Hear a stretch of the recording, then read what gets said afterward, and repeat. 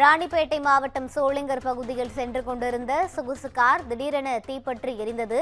இது குறித்த கூடுதல் விவரங்களோடு இணைகிறார் எமது செய்தியாளர் கிரண். வணக்கம் கிரண், கூடுதல் விவரங்களை பதிவு செய்யலாம்.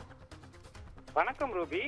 இன்று காலை சாலையில் சென்று கொண்டிருந்த சொகுசு கார் ஒன்று திடீரென தீப்பற்றி எரிந்ததால் அப்பகுதியில் பரபரப்பு ஏற்பட்டது. உடனடியாக தீயணைப்பு துறையினர் தீயை அணைத்ததால் அசம்பாவிதம் தவிர்க்கப்பட்டது என்றே கூறலாம்.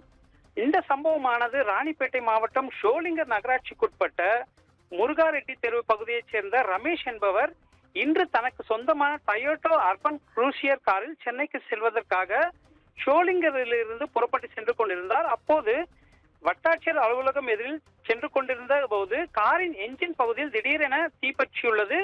அதனைத் தொடர்ந்து காரை சாலை ஓரத்தில் நிறுத்திவிட்டு பத்திரமாக காரை விட்டு இறங்கி இது குறித்து தீயணைப்பு துறையினருக்கு தகவல் தெரிவித்துள்ளார்.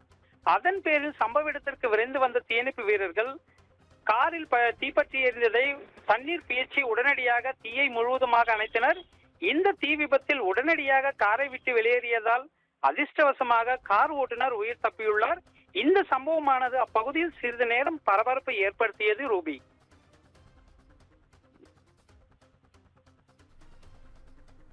விவரங்களை வழங்கியமைக்கு நன்றி கிரண்.